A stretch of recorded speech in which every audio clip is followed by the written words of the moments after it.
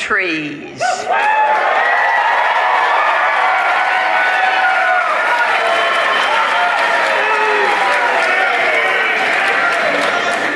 That's the way I've started this speech for many years. Well, pine trees are, not every time I say that, don't scream. Pine trees are an important resource in this part of Arkansas, and they're very important to Henderson's history and to our alumni.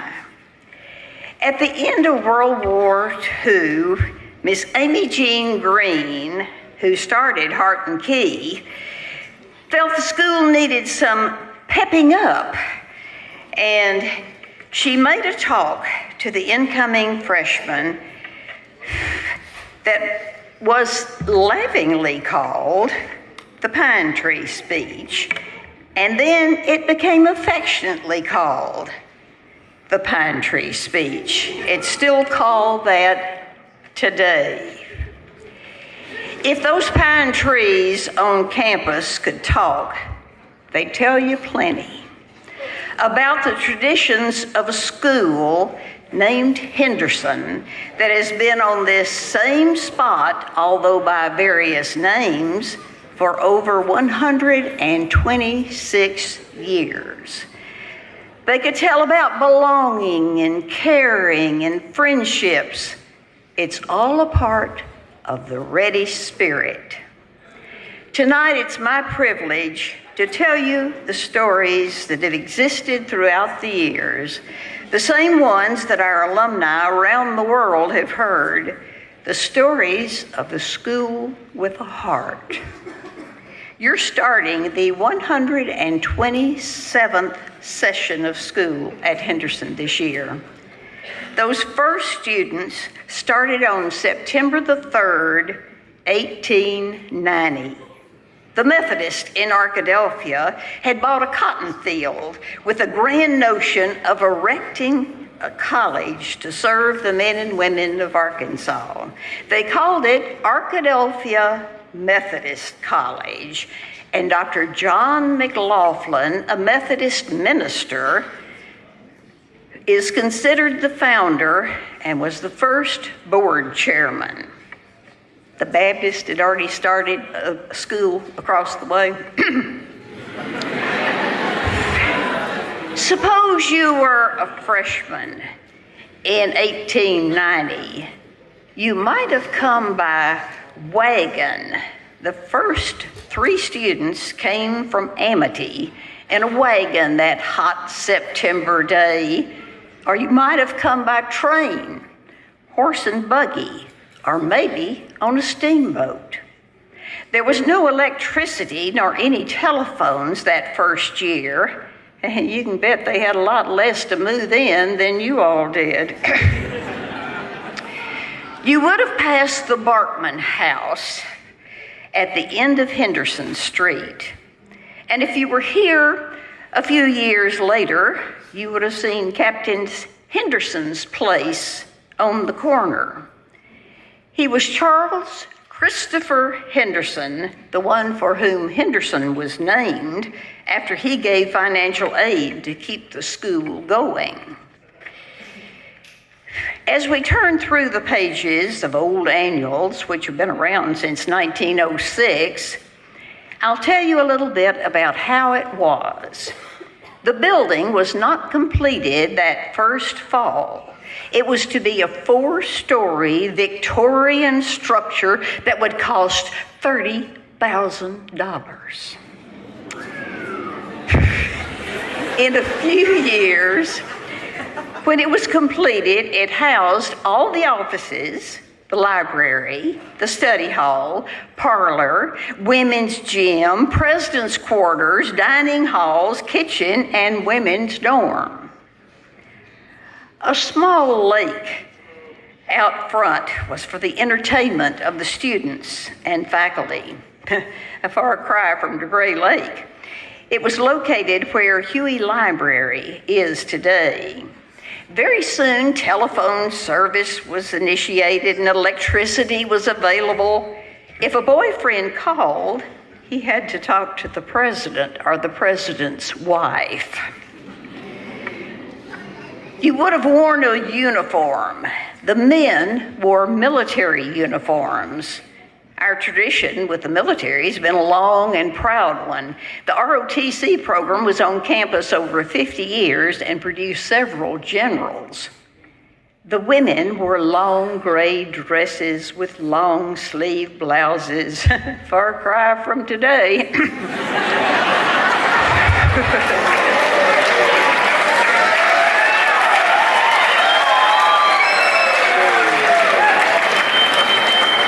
Women were allowed 2 dates per week if they could get them. One on Saturday night when they could sit in the parlor, and one on Sunday afternoon when they would sit on the front lawn where they would be seen by everyone. If a boyfriend wrote a girl a letter, it would have to be addressed to the president's wife, who would read it first and then pass it on to the girl if it was proper. Dr. George Charles Jones was the first president. Men and women had separate walks and separate dining halls where faculty members presided at each table. As I said, the first name of the school was not Henderson, but Arkadelphia Methodist College until 1904. From 1904 to 1919, Henderson College, then Henderson Brown, adding the name of Charles Henderson's business associate, who also gave money to the school. My grandmother graduated from Henderson College in 1906. If you had been a student in 1914, on a cold February morning, you might have heard the bell toll and gunshots fired to summon help because of a fire. You might have been in one of the salvage lines formed by students and friends that saved the entire library of over 3,000 volumes, a dozen pianos, and the athletic trophies. After the fire, you might have joined other students in a little grove of pine trees to try to decide what you would do then. The storytellers say that the ready spirit was born that cold February morning when that group of students decided they wouldn't go home. They loved and cared for each other and for their school. They promised each other that if they could find a place to meet and to live, they would stay, that Henderson would not cease to be. What then is the ready spirit? A sense of belonging.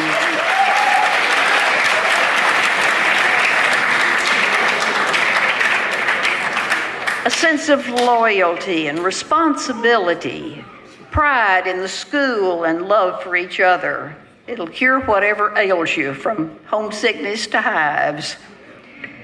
There was a story when I was a student that if a boy proposed to a girl on bench 13, she couldn't refuse.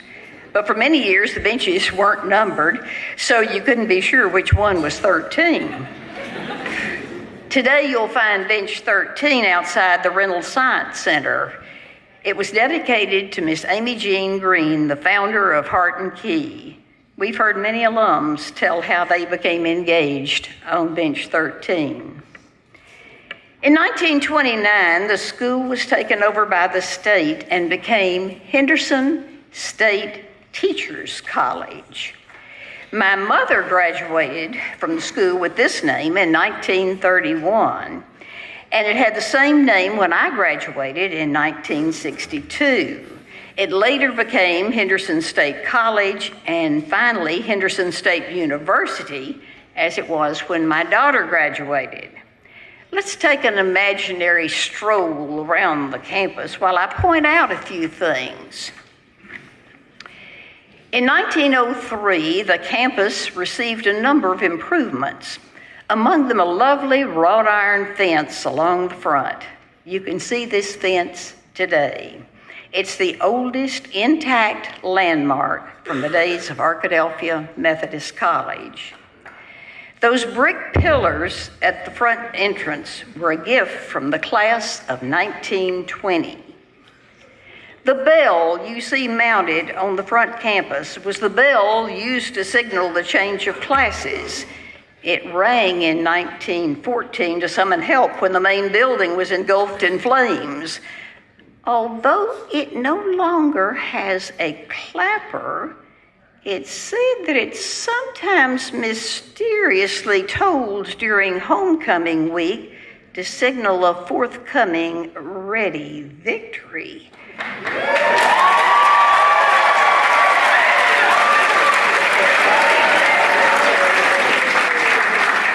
On either side of the bell, you can see the steps from the original building that were saved after the fire. If I can turn the page, we'll go on.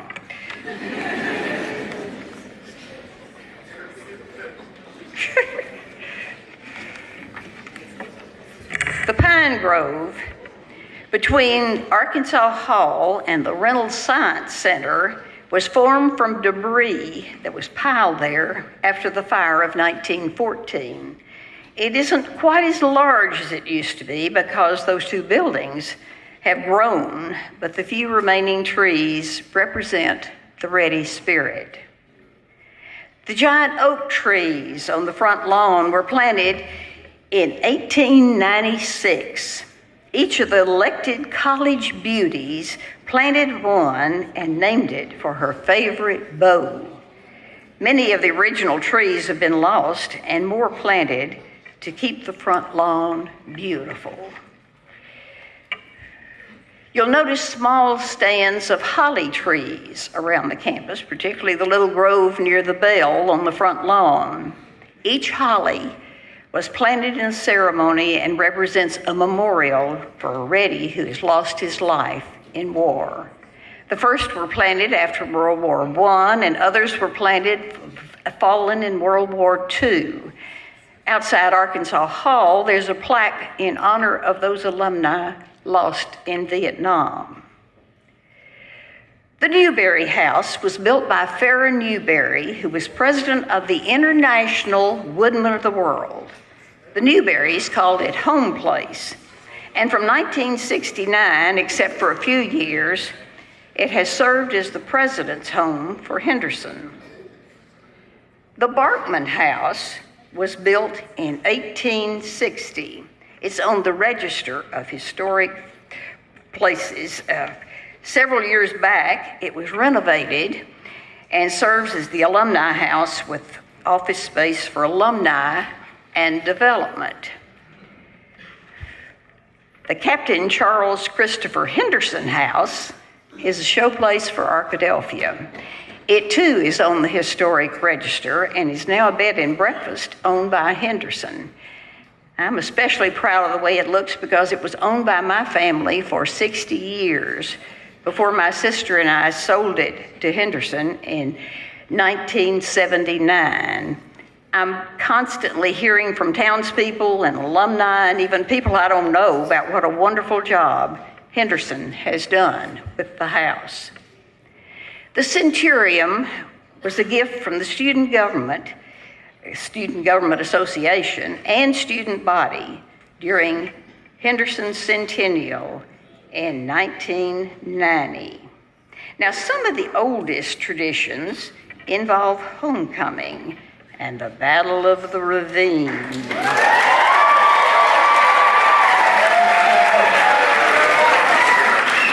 Which is our game against Washita, that Baptist school I mentioned earlier. This year, the Battle of the Ravine will be played on November the 11th at Washita Baptist. When I was a child, this big football game was played on Thanksgiving. It was homecoming for both schools, and was the biggest day of the year with a giant parade through town. For a period of years, the two schools took turns having the battle as homecoming. It was also a period of years after the game when the game was not played. The rivalry had gotten a little too intense, and the presidents called it off for a while. The first football game against Ouachita was in 1895. Now, one of the oldest legends involving homecoming is the story of the Lady in Black, as she became to be known. Miss Mary Sue Mooney used to relate the story to freshman girls as far back as 1912, and it goes like this. Once upon a time, a beautiful Henderson girl fell in love with a Ouachita man. Can you imagine that? And he jilted her. Can you imagine that? It was said that his heart was stolen by an unknown freshman girl at Henderson. Now, freshman women have stolen the hearts, loves of upperclassmen since time immemorial. And it's a sad thing, unless you're a freshman. The heartbroken, jilted lover dressed herself in the black of mourning and jumped to her death from the bluff overlooking the Ouachita River the night before homecoming. As the story goes, this poor, broken soul returns every year during homecoming week to search the freshman girl's dorm to find the girl who stole her lost love. But don't be afraid. Just because you hear chains rattling slowly and see a candle flickering faintly and glimpse a shadowy figure dressed in black roaming your dorm, if you did not steal this poor soul's love, you have nothing to fear. The cold, clammy hand simply looks. Perhaps she'll never find. School songs form the last of Pine Tree Story.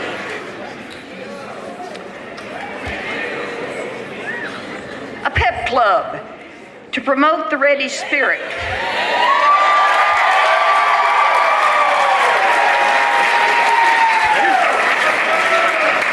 Was formed by students in 19 and 21.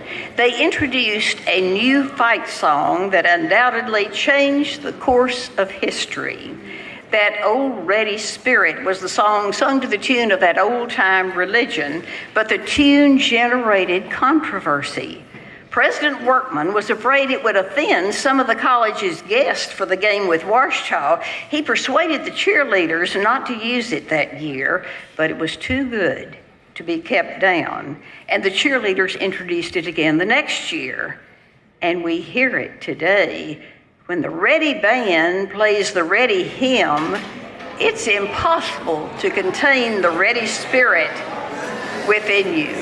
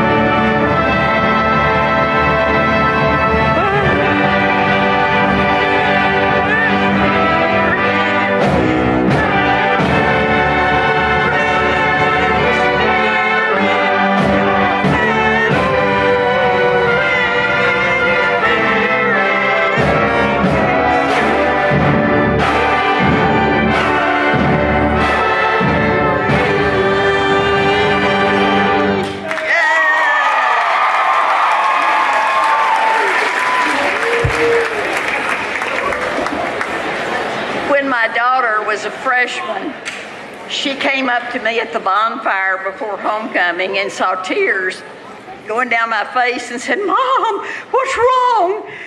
I just told her it was that old ready spirit that gets me every time. I've heard it played at weddings and funerals, and one faculty member's son thought a congregation had the words wrong when he heard that old-time religion in church.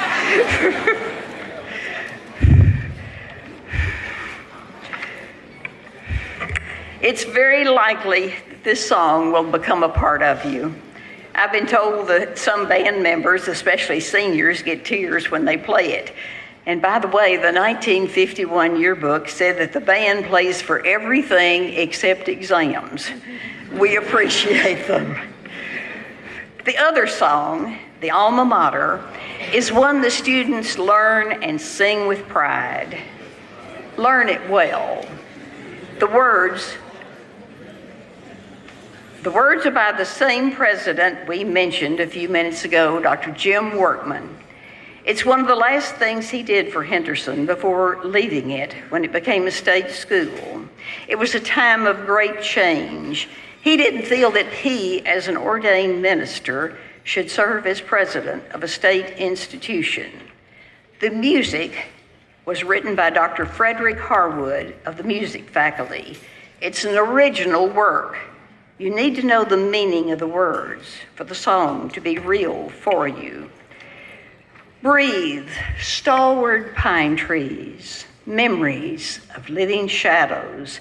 Of course, stands for the love and loyalty of those Henderson students who vowed in 1914 to stay on in spite of trouble.